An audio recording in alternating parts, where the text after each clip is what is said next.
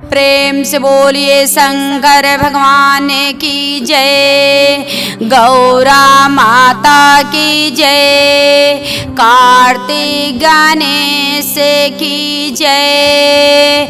तो देखिए गुरु भाई ने आप लोग के बीच बहुत सुंदर शिव चर्चा की कथा सुनाओ तनी। हमरे कथा के आप सब शुरू से लास्ट तक सुनम आ सुन के कमेंट बॉक्स में बताइब कि हमार कथा सुन के आप सबके कैसन लगल बाटे और कमेंट बॉक्स में हर हर महादेव लिखब। देखी पति पत्नी लोग रह लोग गुरु बहिना वो लोगन के दूगो बेटा रहने लेकिन बहुत लोग गरीब रह लोग। उ लोग बहुत गरीब रह लोग, कैसो जात रहने उनकर पति लेबरई के काम को के आवत रहने, अपने परिवार के खर्चा चलावत रहने। देखिए अपने परिवार के खर्चा चलावत रहने आ दोनों लइकन के अपन पढ़ाई लिखाई करावत रहने। देखिए इतना गरीब रह लोग आ घर जौन उनकर पत्नी रहली तो घरे दूगो गाय रख के आ गाय के अपन सेवा करत रहली, वही लोगन के खियावत रहली, उहे लोग दूध देत रहल तुहे बेचत उचत रहली।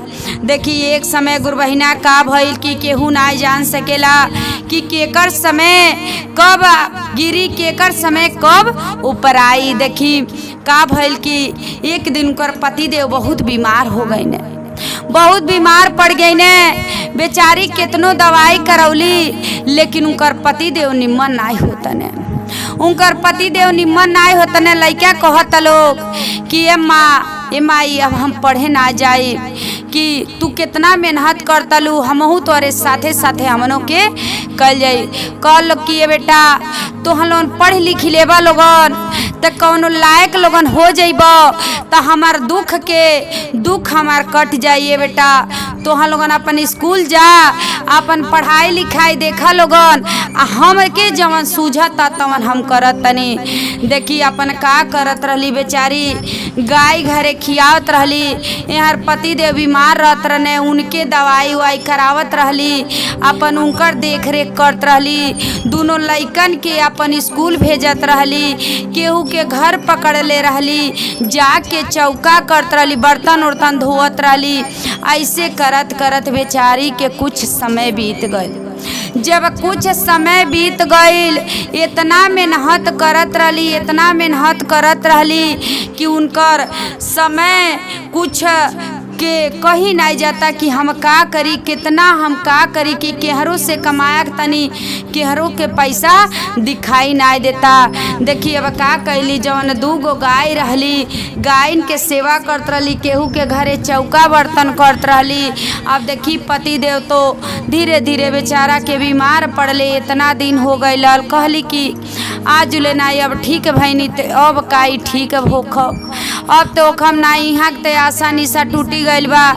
अरे जौन अपनिए जांगर बा, अपनिए जांगर पेड़ के अपन लइकन के पढ़ाई लिखाई लइके ही कुछ अब सियान हो जाइए, कोनो लायक लोग हो जाए कमाई लोग, तो उहे लोग दिन के अब दुख के उहे लोग काटी लोग, उहे लोग हमार समय लोग देखी लोग।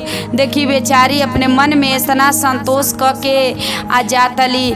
एक समय उनकर ऐसा रहल कि खैले बिना बेचारी मोहताज रहली, खैले बिना मोहताज रहली कि कुछ उनके खाए के नाई रहल, कुछ खाए के नाई रह। रोज अब का करत रहली, रोज के रोज अपन राशन पताई खरीदत रहली, आ राशन पताई खरीद के ले आवत रहली, उहे बनावत रहली, आ लइकन के खियावत रहली, आ पति देव के खियावत रहली।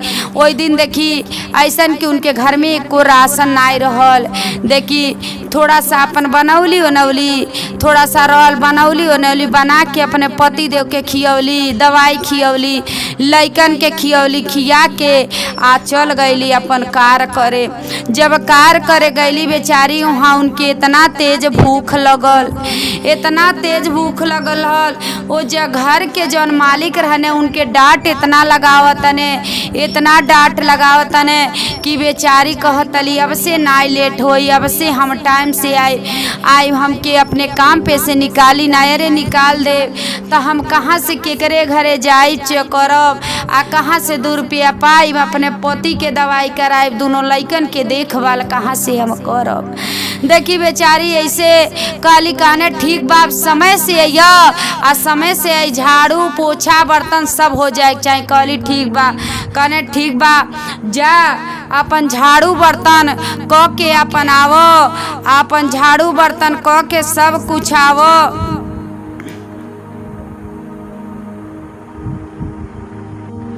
देखी अब झाड़ू बर्तन क के अपन सब कुछ कह दिली। कहने कि अब चाय तू बनावो। देखी बेचारी गईली चाय बनावे। जब चाय बनावत रही कहली पेटवा में बड़ी दर्द होता आ तनी सा चायवा पी ली तो हम लेके जा तनी मालिक के। देखी अब बेचारी जैसे चाय पिय तली थोड़ा सा तौले मालिक देख गई ने कहने कि तू जूठा चाय क के हमके ले आव तलू, तू दे तलू, आज के बाद से तू हमरे घरे काम करे ना अइह, तू चल जा अपने घरे। कहली ऐसन मालिक साहब ऐसन न कहीं कि हमरे पेट में बहुत ज़्यादा दर्द होत रहल तो कहानी थोड़ा सा चायवा पी ले तो ठीक हो जाई, अब से हम ऐसन गलती ना करब।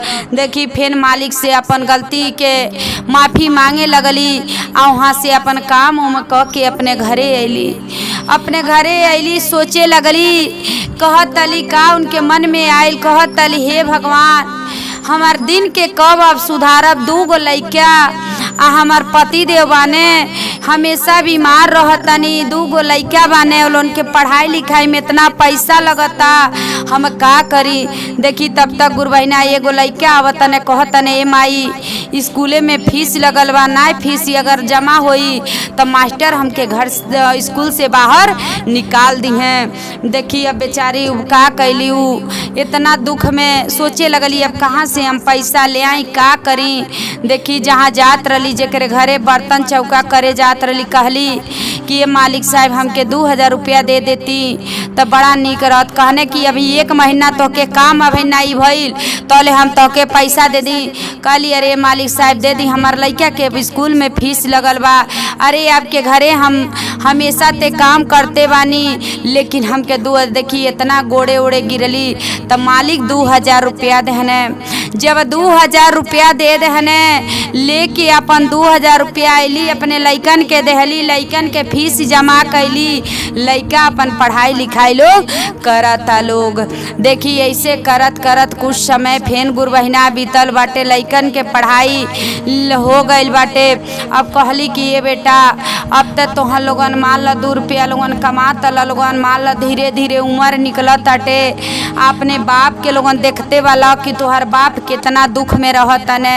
देखी कहली कि ऐसन बाटे कहता लोगन ते अब तू बियाह करे लायक हो गईल वाला, अब तोहार हम विवाह शादी क देती। कहने बड़का जन कहने माई कैसे करबू तू बियाह, जब तोहरे लगे पैसा बटले नहीं बा तो कैसे करबू। ते बाबू जवन हमरे लगे रही मंदिर में ही चल के गरीबे घर के, जब हम गरीब बानी तो गरीबे घर के लड़की के बोल से सदियों तो हो जाई। देखी लइका खाने जब कपड़ा खरीदे के माई पैसा नहीं बा तो कहाँ से कपड़ा तू खरीदबू। देखी अब बच गई बेचारी, अब पौले रहली हाले के अपने नैयर में अंगूठी पौले रहली। कहली अपने मन में कहली है ये अंगूठिया पौले बानी, यही अंगूठिया के बेच के आ लइकवा के कपड़वा खरीद दी बियावा सदिया वाला। अरे लइकवा के शादी विवाह हो जा। देखी अपने बड़का लइका के मंदिर में शादी कैले वाली आ बड़का लइका के जब मंदिर में शादी क देले वाली आ शादी क के घरे पतोही बोलौले वाली। पतोही तो बहुत अच्छा मिलल वाली गुरबहिना, बहुत मान जान करत तली, कहत तली है इतना सामान बाटे तो हमार भौजाई देले वाली आपके मम्मी। कहली अपने सासू के ऐसे करिए। देखी बहुत मान जान कर तली, ससुर बीमार बाने उन्हों के देखभाल कर तली। कहली ये मम्मी अब न घबराई, अब हम आ गइल बानी तब आपके टेंशन ले के ताक नाई बाटे। देखी ऐसे कुछ समय बीतल, 2 साल बीतल। फिर कहली कि छोटका लइका उनकर कहने कि ये माँ अब हम जातानी प्रदेश में कमाए, आज जब प्रदेश में जातानी कमाए कमा उमा के आए तो जौन भैया के शादी के अपन कर्जी उर्जी बा तू उहे भरा उरा जाई। कहली कहली ए बाबू तुहू तो हो गइल वाला बियाह शादी करे लायक, तोहरो बियाह क देती तो कुछ अपन हो तो बियाह जब क देती तो हमन के आखिर में केहू जानत नाई बा कि कब केकर मौत आ जाए, केहू नहीं जानता। देखते वाला अपने बाप के कि बाप कितना बीमार रहता ने। कहने छोटका बेटा चल गए ने परदेश, परदेश से जब फोन कहने तो कहने माई कैसे बालू, कहलिए बाबू सब कुछ ठीक बाटे सब केहू, लेकिन तोहरे लिए बहुत सुंदर हम लड़की देखले बानी, आ तू आ जैता परदेश से तोहरो शादी क देती तो हमार चिंता खत्म हो जात। देखी कहने कि ए माई जब तुहर ये विचार बा तो का करे बाई ने अपने छोटका बेटा के भी शादी कैली मंदिर में, अपने छोटका बेटा के शादी कैली। देखी शादी कैली, अब उ लइका पैसा वैसा कमैले रहने, कहने कि ये कहली कि ना बाबू तोहरो मंदिलवे में कह देतनी, मंदिलवे में उन्हों के शादी कैली। लेकिन देखी छोटकी पतोहिया के देत रहली अपन मुँह दिखाई देत रहली। अरे बड़की के समय कुछ और रहल आ छोटकी के समय कुछ और आयल। देखी मुँह देखौआ देत रहली, बड़की देख गईली। जब बड़की देख गईली तीन के मन में बहुत क्रोध आइल कि देखा ओ के मुँह देखौआ में पैसा देतली, हमके कुछ ना देले रहली। देखी गुरबैना के जेकर समय केकर समय कैसा रहेला, केकर समय कैसा रहेला। अरे उनके हाथे में वो समय 2 रुपया हो गईल, अरे लइके सियान हो गईल हने तो अपन 2 रुपया लोग कमात रहलो। देखी ऐसे कुछ समय बीतल, अब उनके मन में विचार आयल कि देखो गौवा में हऊ भोलेनाथ के का होता। अब गईली पूछली तो कहता लोग की चर्चा होता। कहली हमारो घर में 2 पतो ही आ गइल वालो, सब देख रेख लोग करत ताटे लोग सब कुछ, आ काहे हमऊ अब भगवान के अब भक्ति करतनी। देखी गईली चर्चा में, अब चर्चा जहाँ होखे अपन चर्चा में जाए लगली। दोनों पतोहे से कहे लगली कि देखा लोगन अब तो हम लोगन आ गइल वाला तो करत लोगन अंदर के काम सब कुछ देखत लोगन, हम गाय भैंस खिया के हम जातनी चर्चा में, ऐसे बेचारी करे लगली। अब देखी भगवान के महादेव जी के महिमा। अब बड़का बेटा कहने कि ये माई निकलल बा एगो फार्म निकलल बा, कहतू तो भर देती। कहली ये बेटा भर द, तो कौन चीज़ का तो मास्टरई ख, तो कहली ये बेटा तू भर द, आखिर में इतना पढ़ौले लिखौले बानी का करे के तू भर द। देखी बेटा तो फार्म भर दहने, बेटा फार्म भरने भगवान महादेव जी के कितना बड़ा चमाइती बाटे कि उ लइका उनकर बड़ बेटा मास्टरई के नौकरी पा गई ने। जब मास्टरई के नौकरी पा गई ने तो कहने कि ये माई अब यहाँ नाई हमार नौकरी लगल बाटे, दूसरे जिला में नौकरी लगल बा, हम वही जाब हम जातनी। कहतन कि कहली ठीक बा बाबू जब नौकरी लग गइल बा तो जहई के पड़ी। तो कहतन अपने मेहरारू से कि तूहू सपर जा आ तुहू के चले के बाटे। कहली ये बाबू इनके न लिया जा, इनके लिया जाइबा तो घर दुआर के देखी। कहली कि कहतली ना हम चलब, माई कह दिली बेटा तो बेटा खाने ना हम लिया ना चलब। लेकिन मेहरारू जिद ठान लेहली, बेटा के ले जाए पड़ गई। कहतन कि का लिया ना इनके जाइब जब तो बताओ तुहई के चुमम चाटब अपने माई के खाने। देखी इतना बात कह दे, माई कुछ बोलली ना। अब अपने मेहरारू के लेके चल गई ने परदेश में, वही जा नौकरी करे। देखी नौकरी करे चल गई ने। 2-4 दिन के बाद छोटका के कंपनी से फोन आइल कि बहुत तेजी के कार बा, बहुत काम चलता, सब के उ घरे चल गइल बा, तू आर सैलरी बढ़ा देता कि सैलरी बढ़ा देव आ तू घर सैलरी बढ़ा देव आ तो के आग गई। कहतन ठीक बा अब जा तनी माई से पूछ ले तनी। जब माई से पूछने तो माई से पूछने माई कहली बेटा जब बुलाव तने तो जही के पड़ी। देखी माई कह देली जाए के तो मेहरारू से कहने जाई, मेहरारू से पूछने तो मेहरारू कहतली कि हमहू चलब। तो माई सुनली, माई कहतली लइका के माई कहतली ये बेटा ई नहू के लिया जइब तो कि हमरे संगवा रही तो चली गईली। तो बताओ तोहर बाप बीमार रहे ने, बताओ घर के काम उम के करी, हमरो जीव जांगर तो थकते जातटे। इतना कहतन कि कहतली ना मेहरारू उनकर कहतली ना हम चलब ते चलब। देखी दोनों जानी तो कहतली कि ऊ तो गईली ऊ का बाहरे के मजा काटे, हम घरे रही हमहू जाइब। देखी इहो चल गईली दोनों इनकर दोनों पतोही चल गईली परदेश, दोनों पतोही चल गईली परदेश। परदेश, अब घरे ही अपन मेहनत करे बेचारी, अब बूढ़ हो गईल वाली, अब देही में कोनो जांगर नाई बा, गाय रखले वाली बेचारी गईली। गाय के जब छाटी पानी करे गईली एक दिन, वही जा गिर गईली। उनके पैर में घाव लग गईल। जब उनके पैर में घाव लग गईल तो उनकर पति देव जातने तो कहतने का तो के हो गईल। कहली अरे गिर गईनी है, गैया के छाटी डारत रहनी, गिर गईनी है, गोड़वा हमारा टूट गईल बाटे।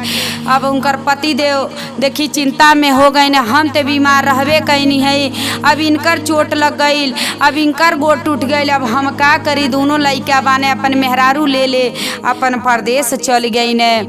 देखी अब का भइल, कहली माई कहली कि अरे दोनों बेटउन के लगवा फोन करी आ कह के कही कि माई के गोड़ टूट गईल। जब दोनों बेटा के लगे उ फोन कैने तो दोनों बेटा का जवाब देहने कि जा तू कहीं से दवाई करावा, कुछ दवाई करावा, दर्पण करावा, हमके कंपनी छुट्टी ना देता, हमके छुट्टी ना मिलता, हमारे लगे पैसा ना बा, हम पैसा ना दे पाए। छोटका बेटा कहने हम पैसा नहीं, बड़का बेटा कहने छोटका बेटा कहने हम अपने मेहरारू के ऑपरेशन करौले बानी, हम लगे 1 रुपया नहीं बा।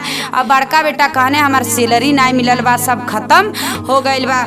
कहली माई कहतली कि देखो 4 गो बेटा के जन्मा के माई पोस पाल दी है, लेकिन 4 बेटा एगो माई के पेट नाई भर पाई है। देखी गुरबाई ना इतना रोवे लगली, सीना पे हाथ पीट के गोड़ टूटल बारो। कहने गणपति देव कहने कि चला जवन बात वन भैये गाय बाटे ये बेच के चला, तुहार हम दवाई उवाई करा देव।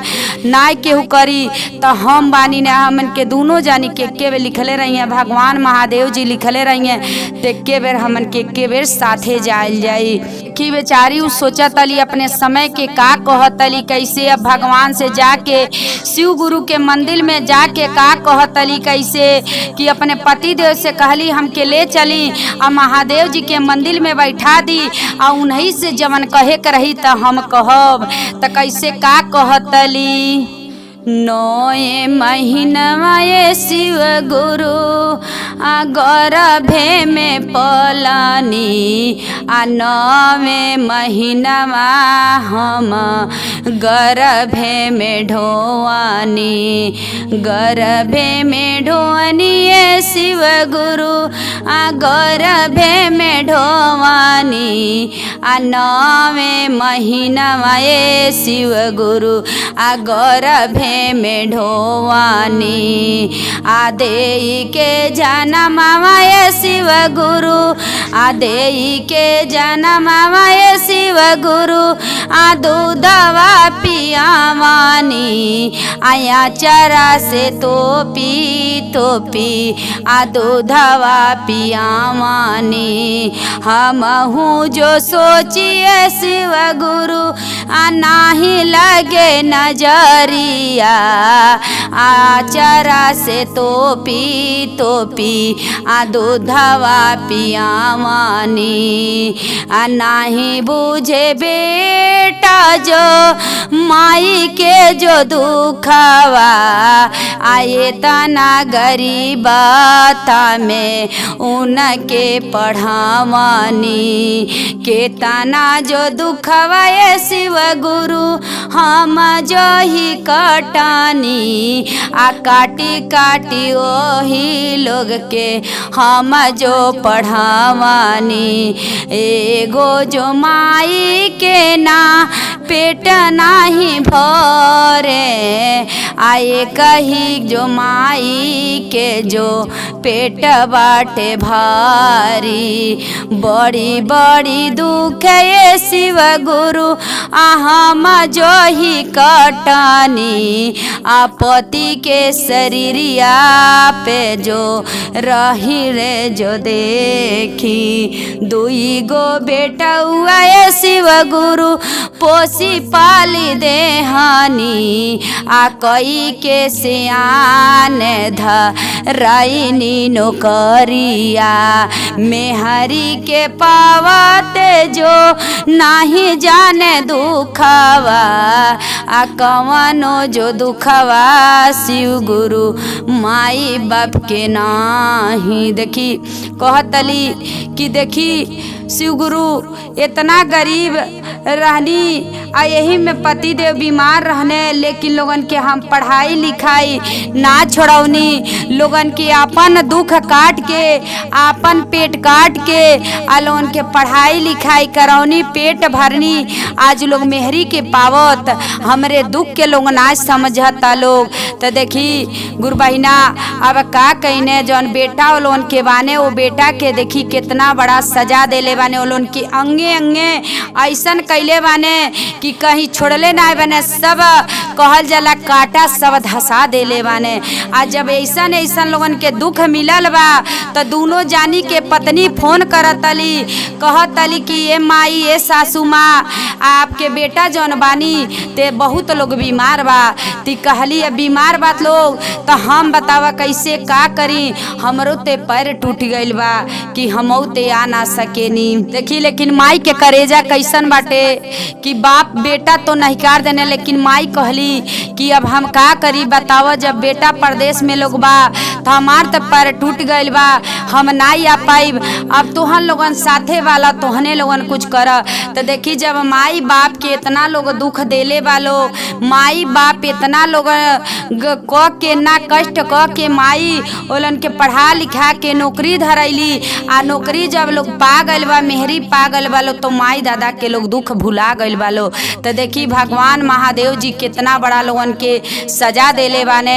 तो सजा के देखी कभी भी गुरु बहिना ऐसा ना कल जाला। जब माई बाप लोग देखी दुख काट के लोग पढ़ौले लिखौले रहेला लो, तो देखी ओकर भगवान सब इंसाफ करे वाला बाने। तो देखी महादेव जी वो लोगन के साथे का कैले बाटे। हर हर महादेव।